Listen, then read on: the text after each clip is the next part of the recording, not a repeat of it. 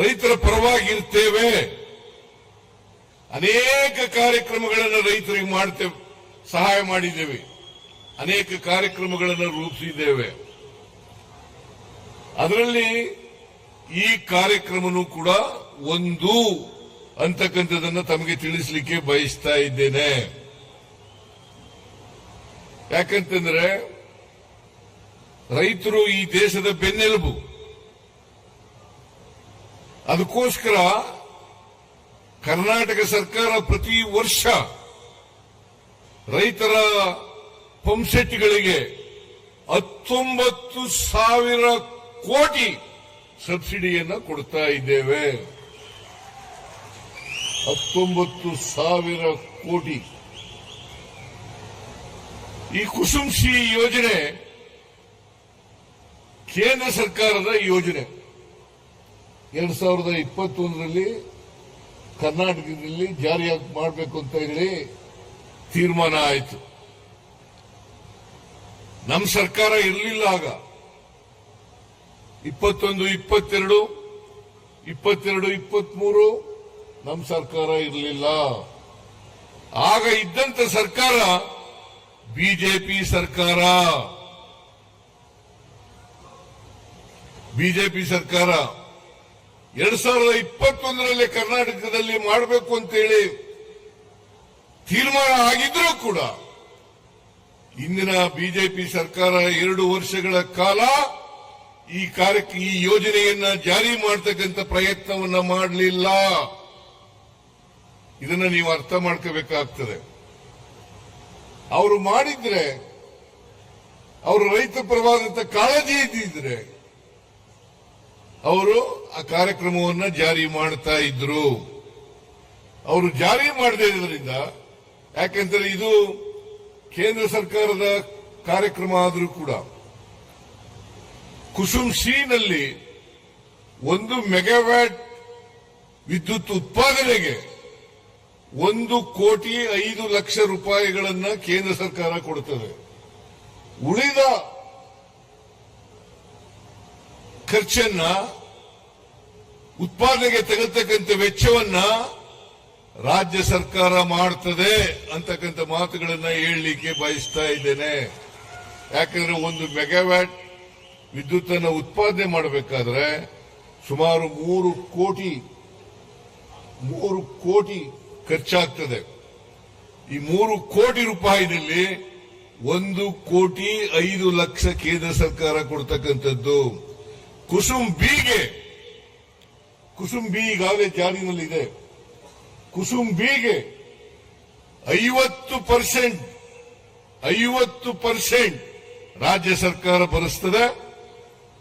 ಕೇಂದ್ರ ಸರ್ಕಾರ 30% ಮಾತ್ರ ಕೊಡ್ತದೆ. ಮತ್ತೆ ಇನ್ವೆಸ್ಟರ್ಸ್ 20% ಅನ್ನು ಕೊಡ್ತಾರೆ. ನಾನು ಮತ್ತೊಮ್ಮೆ ಪುನರುಚ್ಚಾರ ಮಾಡ್ತೇನೆ, ಇದು ಕೇಂದ್ರ ಸರ್ಕಾರದ ಕಾರ್ಯಕ್ರಮ ಆದರೂ ಕೂಡ ರಾಜ್ಯ ಸರ್ಕಾರ 50% ಕೊಡುತ್ತದೆ. ಕೇಂದ್ರ ಸರ್ಕಾರ ಕೊಡೋದು 30%. ಇನ್ನು ಉಳಿದ 20% ಯಾರು ಬಂಡವಾಳ ಹಾಕ್ತಾರೆ ಅವ್ರು ಕೊಡ್ತಕ್ಕಂಥದ್ದು. ಅಂದ್ರೆ ನಾನು ಯಾಕೆ ಈ ಮಾತನ್ನ ಹೇಳ್ತಾ ಇದ್ದೀನಿ ಅಂತಂದ್ರೆ, ಇದು ಕೇಂದ್ರ ಸರ್ಕಾರದ ಕಾರ್ಯಕ್ರಮ ಆದರೂ ಕೂಡ ಪ್ರಧಾನಮಂತ್ರಿಗಳ ಕುಸುಮ್ ಕಾಂಪೋನೆಂಟ್ ಸಿ ಅಂತ ಇದ್ರೂ ಕೂಡ ರಾಜ್ಯ ಸರ್ಕಾರ ಹೆಚ್ಚು ಹಣವನ್ನ ಖರ್ಚು ಮಾಡುತ್ತದೆ. ನಾವು ಯಾಕೆ ಮಾಡ್ತಾ ಇದ್ದೀವಿ ಅಂತಂದ್ರೆ, ರೈತರು ಈ ದೇಶದ ಬೆನ್ನೆಲುಬು. ದೇಶದ ರೈತರು ಆಹಾರದ ಉತ್ಪಾದನೆಯನ್ನು ಮಾಡ್ತಕ್ಕಂಥವರು. ಕರ್ನಾಟಕ ರಾಜ್ಯ, ಇಡೀ ದೇಶ ಆಹಾರದಲ್ಲಿ ಸ್ವಾವಲಂಬನೆ ಆಗಬೇಕಾದ್ರೆ ರಾಜ್ಯ ಸರ್ಕಾರ ರೈತರ ಪರವಾಗಿ ನಿಲ್ಲಬೇಕಾಗ್ತದೆ. ಈ ಕೆಲಸವನ್ನ ನಾವು ಮಾಡ್ತಾ ಇದ್ದೀವಿ ಅಂತಕ್ಕಂಥ ಮಾತುಗಳನ್ನ ಹೇಳಲಿಕ್ಕೆ ಬಯಸ್ತಾ ಇದ್ದೇನೆ. 2 ವರ್ಷ ಬಿಜೆಪಿಯವರು ಮಾಡಲಿಲ್ಲ. ಕೆಜೆ ಜಾರ್ಜ್ ಅವರು ಇಂಧನ ಸಚಿವರು ಆದಮೇಲೆ ಕೇಂದ್ರ ಸರ್ಕಾರದ ಜೊತೆ ಚರ್ಚೆ ಮಾಡಿ ಈ ಕಾರ್ಯಕ್ರಮ ಇವತ್ತು ಜಾರಿಯಾಗಿದೆ. ಬಿಜೆಪಿ ಸರ್ಕಾರ ಒಂದೇ ಒಂದು ಮೆಗಾವ್ಯಾಟ್ ವಿದ್ಯುತ್ ಅನ್ನು ಕೂಡ ಉತ್ಪಾದನೆ ಮಾಡಲಿಲ್ಲ.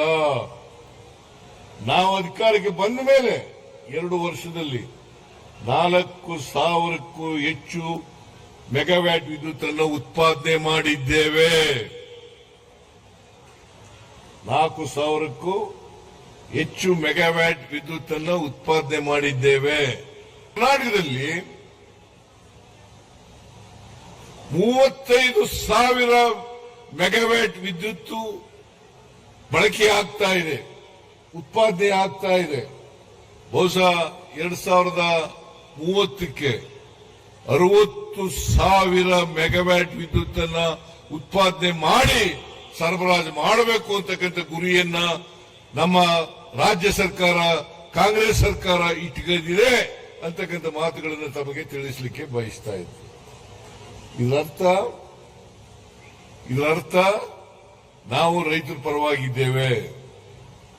ವಿದ್ಯುತ್ ಅನ್ನ ರೈತರಿಗೆ ಸಾಕಷ್ಟು ಕೊಡಬೇಕು ಅಂತಕ್ಕಂಥದ್ದು ನಮ್ಮ ತೀರ್ಮಾನ.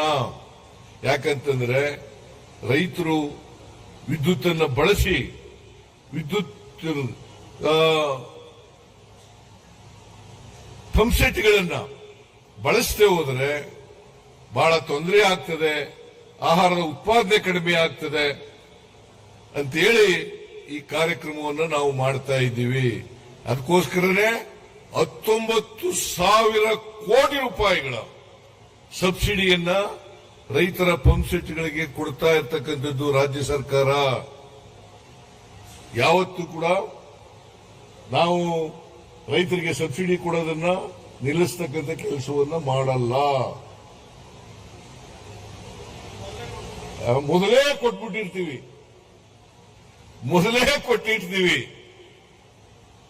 ಹಾಗೇನೆ ಇವತ್ತು ಗೃಹ ಜ್ಯೋತಿ ಕಾರ್ಯಕ್ರಮ ಇದೆಯಲ್ಲ, ಗೃಹ ಜ್ಯೋತಿ ಕಾರ್ಯಕ್ರಮ ಈಗಾಗಲೇ 9,200 ಕೋಟಿ ರೂಪಾಯಿ ಅಲ್ಲ, 9,200 ಕೋಟಿ ರೂಪಾಯಿಗಳನ್ನ 2024-25ನೇ ಸಾಲಿನಲ್ಲಿ ಪಾವತಿ ಮಾಡಿದ್ದೇವೆ.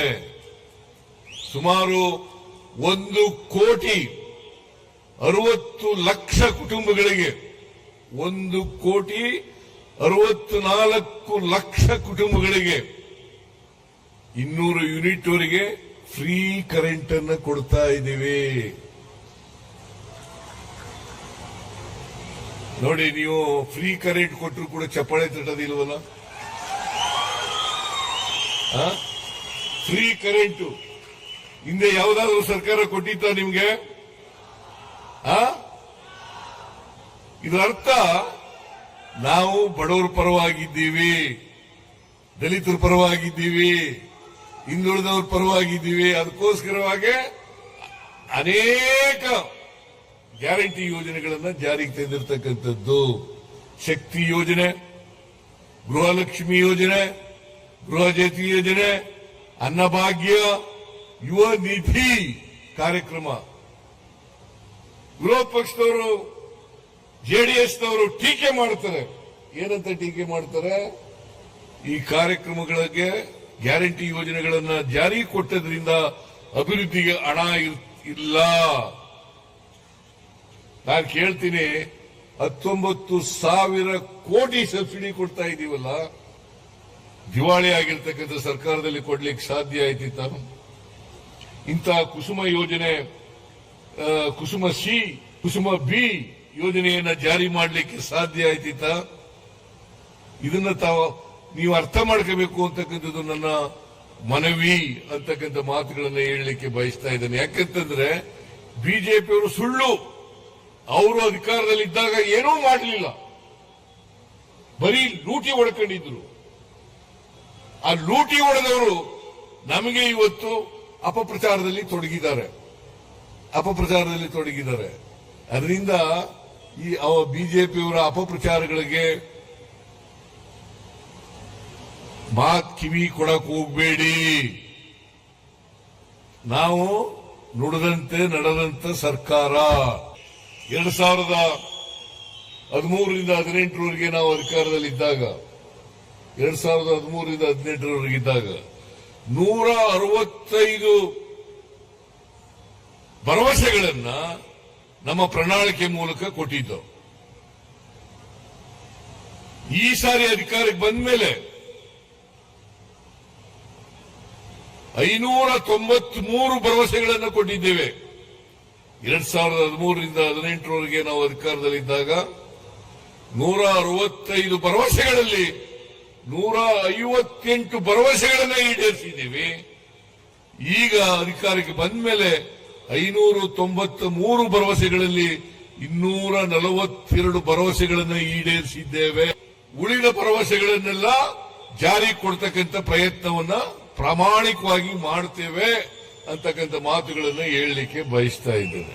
ನಾನು ಕೊನೆಯಲ್ಲಿ ಇಷ್ಟೇ ಹೇಳೋದು, ಈ ಬಿಜೆಪಿಯವರು ಇದ್ದಾರಲ್ಲ, ಅಧಿಕಾರದಲ್ಲಿದ್ದಾಗ ಏನು ಮಾಡಲ್ಲ, ಬರೀ ಲೂಟಿ ಹೊಡೆಯೋದು, ಅಧಿಕಾರ ಹೋದ ಮೇಲೆ ಸುಳ್ಳು ಅಪಪ್ರಚಾರ ಮಾಡೋದು. ಅದನ್ನೆಲ್ಲ ನಂಬಕ್ ಹೋಗ್ಬೇಡಿ. ನಿಮ್ಮ ಆಶೀರ್ವಾದ ಹೇಗೆ 2013ರಲ್ಲಿ 23ರಲ್ಲಿ ಇತ್ತು, ಅದೇ ರೀತಿ ಆಶೀರ್ವಾದ ಯಾವಾಗಲೂ ಕೂಡ ನಮ್ಮ ಮೇಲೆ ಇರಲಿ ಅಂತಕ್ಕಂಥ ಮಾತುಗಳನ್ನು ಹೇಳಿ, ರೈತರ ಪರವಾಗಿರ್ತಕ್ಕಂಥ ಸರ್ಕಾರ, ದಲಿತರ ಪರವಾಗಿರ್ತಕ್ಕಂಥ ಸರ್ಕಾರ, ಮಹಿಳೆಯರ ಪರವಾಗಿರ್ತಕ್ಕಂಥ ಸರ್ಕಾರ, ಅಲ್ಪಸಂಖ್ಯಾತರ ಪರವಾಗಿರ್ತಕ್ಕಂಥ ಸರ್ಕಾರ. ಯಾವುದೇ ಈಗ ನೋಡಿ, ನಾವು ಗ್ಯಾರಂಟಿ ಯೋಜನೆಗಳನ್ನು ಮಾಡಿದೀವಲ್ಲ, ಆ ಗ್ಯಾರಂಟಿ ಯೋಜನೆಗಳಲ್ಲಿ ಯಾವುದೇ ಪಕ್ಷ, ಧರ್ಮ, ಜಾತಿ ಇಲ್ಲ.